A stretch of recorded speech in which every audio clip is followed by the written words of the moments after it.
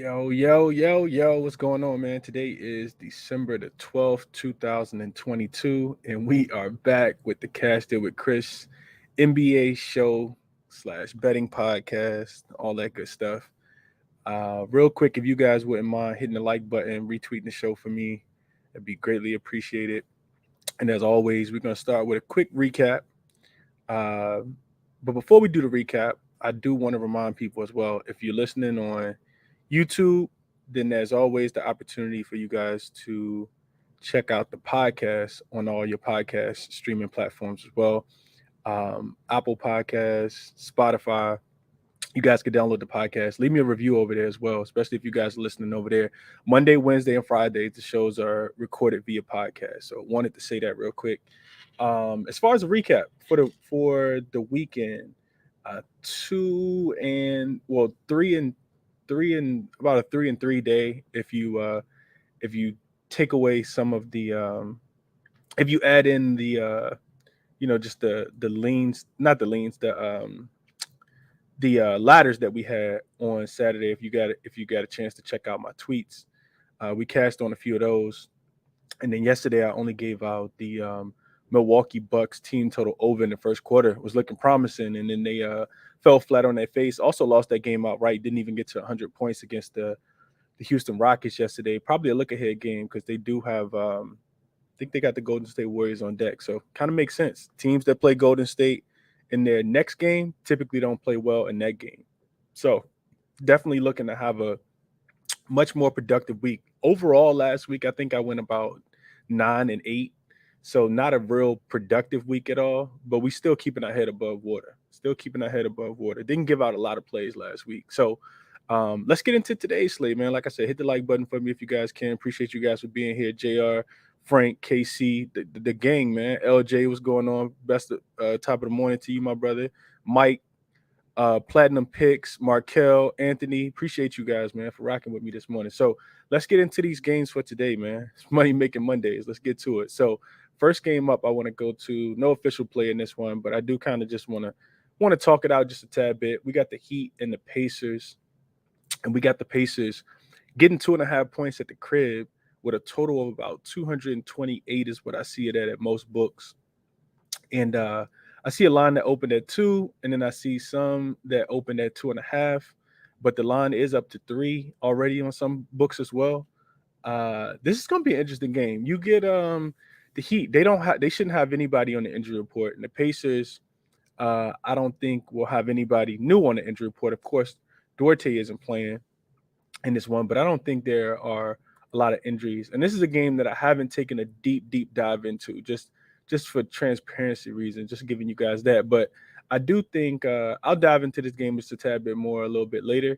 But it wasn't my favorite game on the board. So the Miami Heat, they are struggling to say the least. The first thing that kind of jumped out to me when I saw this spread at the Heat, 2.5 point favorites on the road was how can the Heat be a favorite on the road when they're just 3-9 straight up on the road and only 5-7 against the spread on the road? They have gotten healthier recently, but they're only 4-5-1 in their last 10 games against the spread. The Heat have also lost 3 games in a row, and they failed to cover. They've lost 3 of their last 4 and failed to cover any of those spreads. So they're 0-4 against the spread their last 4 games. Coming off the loss on Saturday night against the San Antonio Spurs, they lost that game outright, and they were laying double digits in that game. I think it closed at like 12. So defense has taken a tremendous step backwards, like a huge step backwards. Even when they are able to score, they're not necessarily able to get the stops that they need. You look at this Pacers team; they're coming off an embarrassing loss at home on Saturday night against the Nets. Literal B team. Like it was their B team that they trotted out there. This Pacers team gave up 20 over 20 offensive rebounds. Tonight, I just feel like you get more effort from them in this spot. They're also 8-5 straight up and against the spread at home. A lot of the times when I first started, capping actual spreads, I would say, man, well, this team just gave up 20 rebounds. Well, this team coming in, they're gonna give up 20 more offensive rebounds to this team as well. And it doesn't go that way, right? We know that the trends don't last forever. And and it is really difficult to see a repeat, right? Because it's hard to get that same effort on a nightly basis. If we knew the effort and the motivation, we could all just jumped on Brooklyn in that last game, right? So you do get the Pacers, like I said, they're 8-5 straight up and against the spread at home. This is also their third game in 4 nights and their third straight home game after returning home from that West Coast trip last week. And I don't necessarily like the spot for the Pacers too much, just because if you go back in, I'm not 100% sure. I didn't calculate it, but not only is this their third game in 4 nights, but it's also probably like their fifth game in 7 nights, or if it's not fifth game in 7 nights, definitely fifth game in 8 nights. They've been on the road. They are a young team, but they perform better in back-to-back situations than they do with one day's rest. I want to say I saw a trend that said that the Pacers were, matter of fact, I still got it pulled up. The Pacers are 1-5 against the spread their last 6 games playing on one day's rest. However, they are 5-1 against the spread their last 6 home games versus a team with the road winning percentage that's lower than 40%. So, like I said, 8-5 straight up and against the spread at the crib. So to me, it kind of feels like the wrong team's favored in this one. I think the books are kind of anticipating Miami to kind of catch some steam as they start this road trip, and I could see that. I could see that. I probably won't have a play in this one, but if I had to look, it'd probably be the Pacers plus the points. And then just looking at the recent matchup, these two teams did play a little over a month ago on November 4th, and Indiana won that game at home 101-99. So maybe the Pacers play a little more defense in this one, and you see a lower scoring game. Miami's offense has really struggled recently. They can't necessarily score the ball. They scored only 111 points against the San Antonio Spurs at home. They got 115 against the Clippers, but the Clippers won a third game in 4 nights and the second night of a back-to-back after losing to Orlando the day before. And then, they scored 96 points against the Detroit Pistons, only 93 points in Memphis. So, yeah, real difficult team to back. I couldn't do it. Like I said, lost 3 of the last 4 and 4, haven't covered a spread in the last 4 games. To me, the line is kind of telling, though, that the Pacers are getting 2.5 points because they got 3 points in the last game and won that game outright by 2. So, yeah, that's what I got for you guys there. Not going to spend too much time on that game. Anybody got any thoughts on that one? What up, Courtney? Appreciate you being here. LJ said Heat 8-3 ATS on the road in the first quarter. Pacers 4-21 straight up in the first quarter. That could be the spot right there, LJ. If the Heat are going to come out with something, maybe they do it in the first quarter. We know that the Pacers are terrible, and that is probably correct. Pacers 4-21 straight up in the first quarter. That's if you're going to attack them, that might be how you do it, LJ. So yeah, I couldn't talk anybody off taking the Pacers in the first quarter. I mean, taking the Heat in the first quarter with the Pacers just being so bad. They even lost to the Brooklyn Nets in the first quarter the other day with the B team out there, Sumter and Cam Thomas out there getting buckets and Deron Sharp. So let me move on, man. Let's move on to the next game. So I do want to talk to you guys about this Hawks and the Grizzlies game because I do have official play here. So getting back to my notes, I think it's also really important to just start with the injury news that Ja Morant and both Steven Adams are listed as questionable in this one. You get a bad spot for the Hawks though, a really bad spot for the Atlanta Hawks today. This will be I don't know if people were watching, but they went to overtime last night at home against the Chicago Bulls, and they actually pulled off a win. AJ Griffin got a game winner. So for the Hawks, this will be their third game in 4 nights. They played on Friday, they had Saturday off, and they played on Sunday. And that was also home. It was also away home. And now you're going back on the road. So third game in 4 nights, second game of a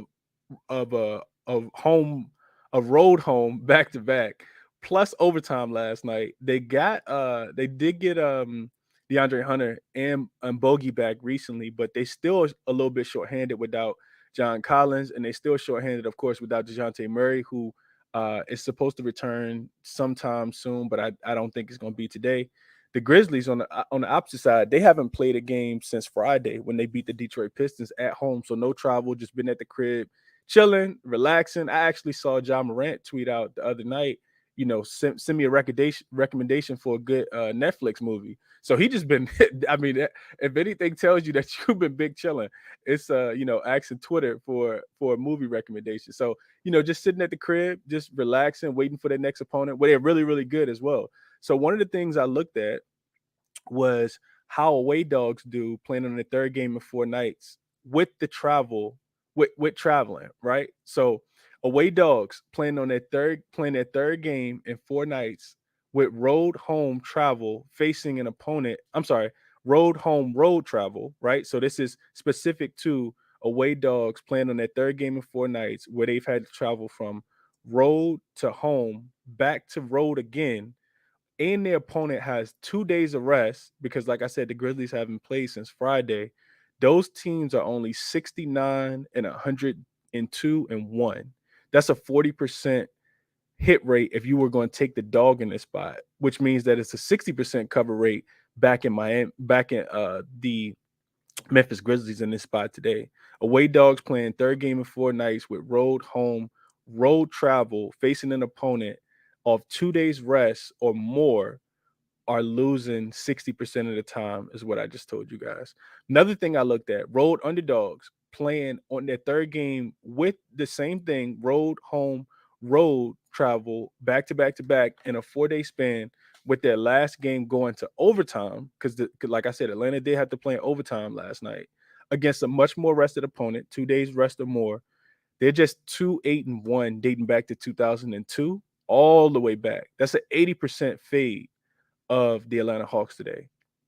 You also look at Atlanta, they're 0-6 traveling from home to away in any game this season, just 3-7 after covering in that previous game as well. So when the Atlanta Hawks have won, not even won, when they've played a home game and then have to travel on the road in the next game, they're 0-6 against the spread. And like I said, 3-7 against the spread after covering as well. It's really important to figure out if teams can cover back-to-back situations. The Atlanta Hawks are one of the worst teams after they've covered in their previous game. So depending on where you got that number at yesterday, determines whether they covered or not, because I think they were 2-point favorites or, 1-point favorites. So not necessarily covering in that spot, only winning by 1 yesterday.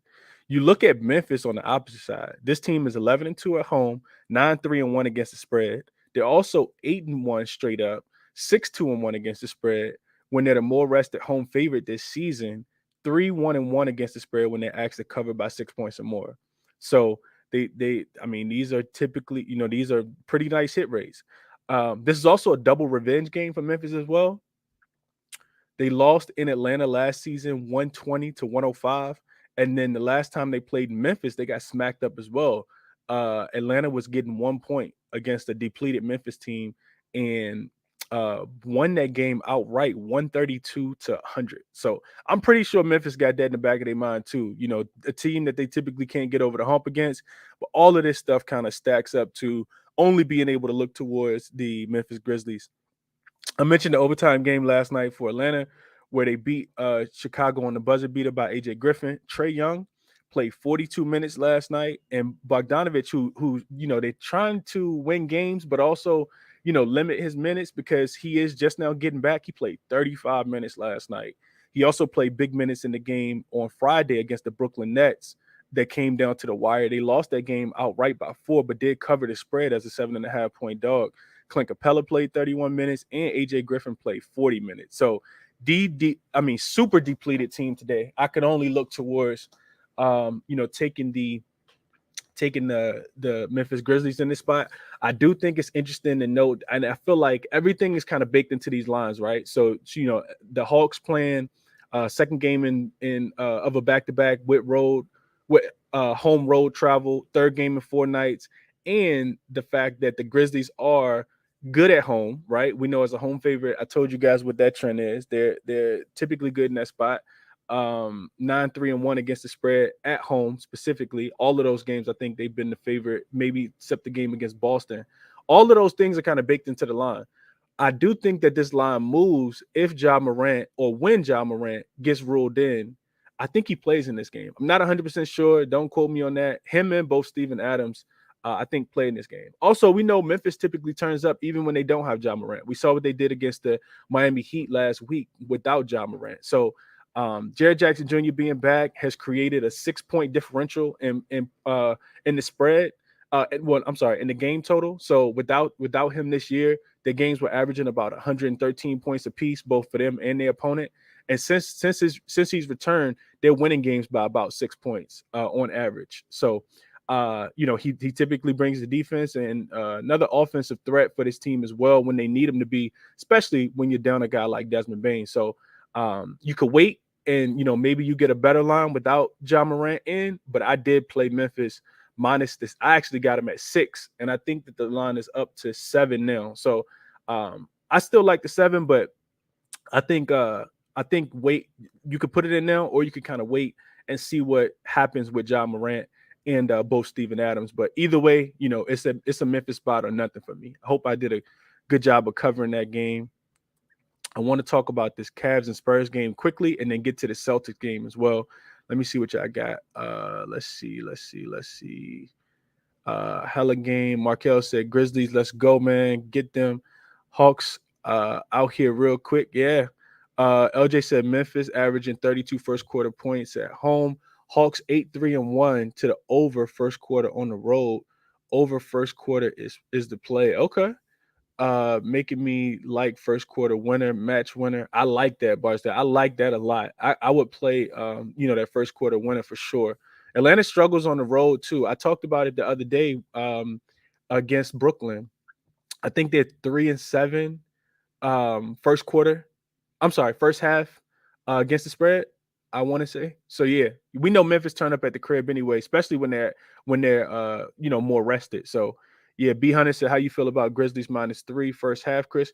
I couldn't talk you off, B Hunter. I think one thing to note about the first half is that when you get in these team on second night of back-to-backs, third game in 4 nights, it can be like a lot of the times you'll get their max effort, everything that they have in the tank, they'll kind of exert in the first half. So you see teams start to cover towards the end of the game, if that makes sense. But I couldn't talk you off Grizzlies -3.5 first half either. The only my only doubt in that is that if Atlanta has something, they're going to leave it on the court in the first half. So couldn't talk you off of that, B Hunter. But like I said, I played the full game minus the 6. I do think at the end of the game, it won't necessarily be close. I see, Memphis probably winning this game by 10 points. Just not because they're 10 points better than Atlanta, but because they're at home, they're the favorite. Second game, all the travel spots, just a spot play specifically. So yeah, that's what I got there. So let's move on to this Cavs and Spurs game. Not official play in this one that I have, but wanted to kind of give you guys some notes. So of course the big thing, and one of the reasons why you kind of want to wait to play this one is the injury news on Donovan Mitchell, that ankle injury, or is it leg injury? I think it's leg injury. And then Kevin Love, of course, as well. Both of those guys are listed as questionable. This Cavs team, they've been playing really, really well at home if you take away the loss to the Kings the other day. But they are just 4-8-1 against the spread on the road. And I think that's important to mention because we see teams that play well in specific environments. So when you think about a team like just think about a team, for instance, like who's the Toronto Raptors. They play extremely well. Beat the Lakers the other day. At home, crushed the Lakers at home the other day. Crushed Orlando last week. Then they go on the road to Orlando and lose back-to-back games outright.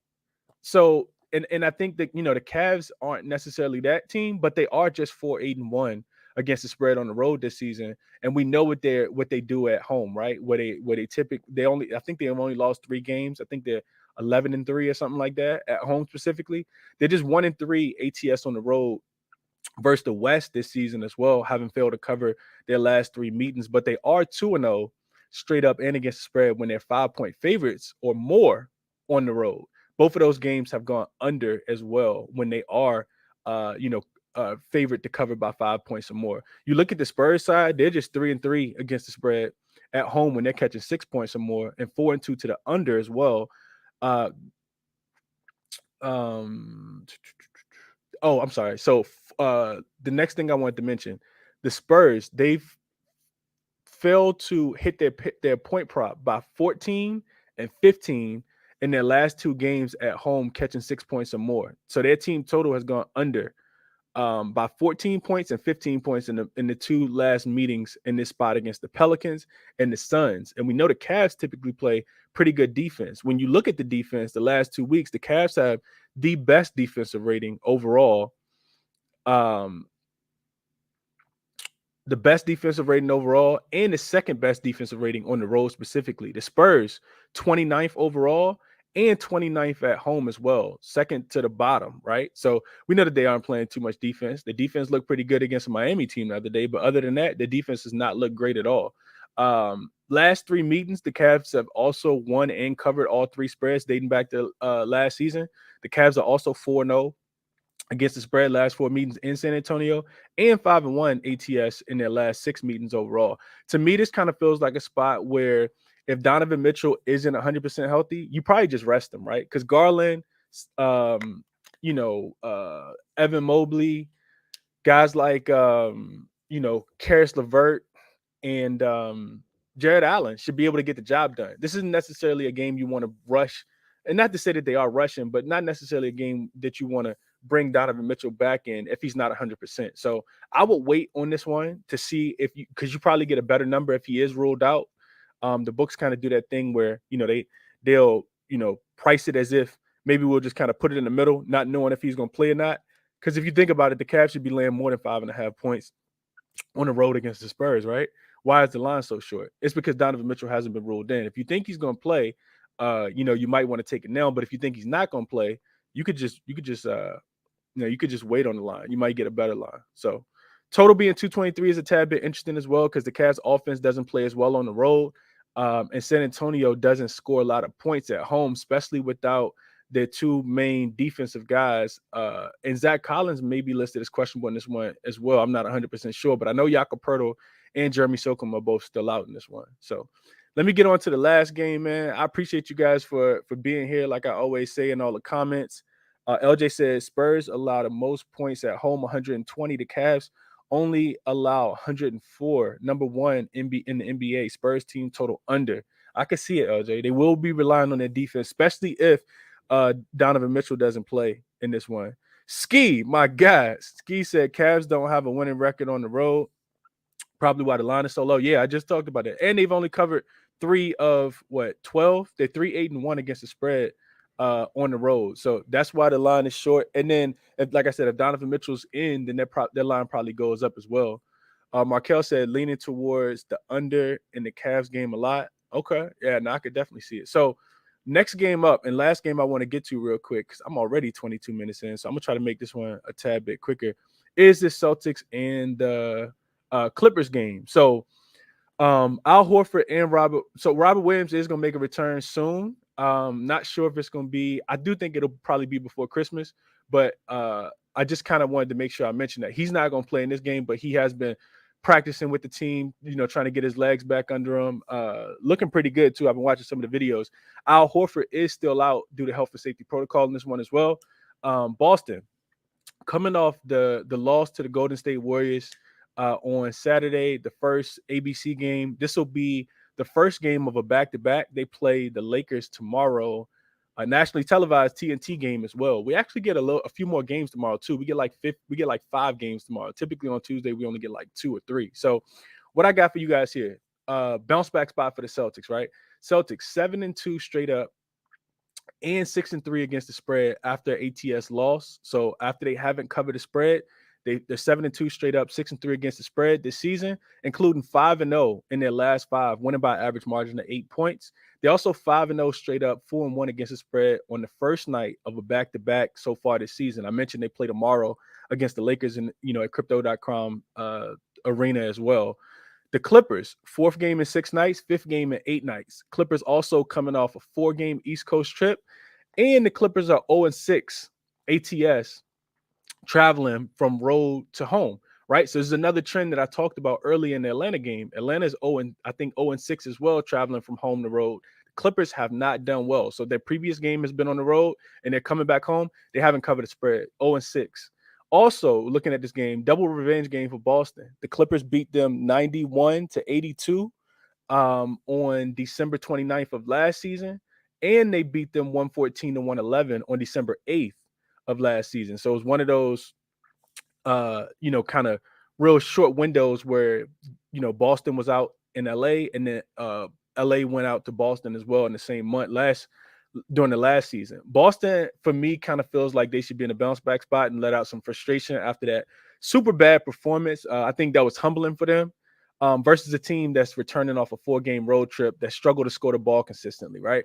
So I mentioned, the rest advantage. The Clippers won the other day. I actually like that they won too. They beat the Washington Wizards in a game that was kind of going back and forth throughout. The defense kind of picked up in the second half. And I like that spot, right? Big emotional game for a guy like John Wall playing against his former team in DC. But the Clipper, you got to think the Boston Celtics got back to LA, got to LA before the Clippers did, because that was same was that same night? Yeah, same night. Both of them played on Saturday. So the Boston Celtics traveled from Phoenix, already in this time zone, already on the West Coast. I'm sorry, traveled from Golden State. So already in the same state, already on the same, not ready to get, having to adjust their clock, their physical clock, right? And the Los Angeles Clippers, totally opposite, right? They've been on the East Coast playing teams like the Orlando Magic, playing teams like the Miami Heat, and then you travel to DC, and then you got to travel all the way back.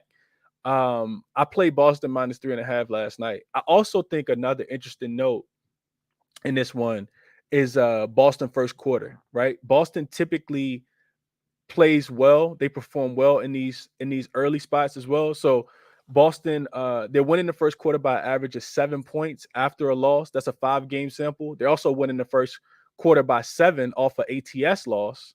That's a 9-game sample. Winning the first quarter by 5 when playing on the first night of a back-to-back, winning the first quarter by 5 against the West specifically, and winning the first quarter on the road against the West by 3. So I think you probably get like a line of, 1.5. I'm pretty sure it'll probably be about 1.5. I like Boston early. I like Boston early in this one, and I would be willing to play that first quarter as well. You look at the Clippers side, they do have defenders that are able to match up with both Jaylen Brown and Jason Tatum when you think about PG and Kawhi. But we don't know if PG and Kawhi are going to play, man. Like I said, 4th game in 6 nights, 5th game in 8 nights. They've been playing heavier minutes, especially Kawhi, more recently. And it wouldn't surprise me if they sit right here. Also, looking at the under in this one. So I haven't completely taking a deep dive into this one, but I did want to mention that the Clippers are 4-1 to the under as a home dog this season. They typically play better. They try to play better defense, but they struggle to score the ball as well. They're also 3-1 to the under versus the East when they're at home. So when these Eastern Conference teams are traveling to the West Coast, they're 3-1. They're also 6-1 to the under traveling from. I'm sorry, 6-0 traveling from road to home as well. So I mentioned that trend earlier. Clippers traveling from road to home. They're 6-0 to the under. They're also 0-6 against the spread. Celtics 4-1 to the under in their last 5 games following an ATS loss as well. A lean for me towards the under. I know it's dropping. It opened at 227 and it's down to 226.5, 225.5. I think that's the right play. I think the under is the right play. So officially, give you guys 2 plays I'm on. I took the Boston Celtics minus the 3.5 yesterday. Haven't played the first quarter, but I'm looking. I don't even think that line came out yet. And then I also played the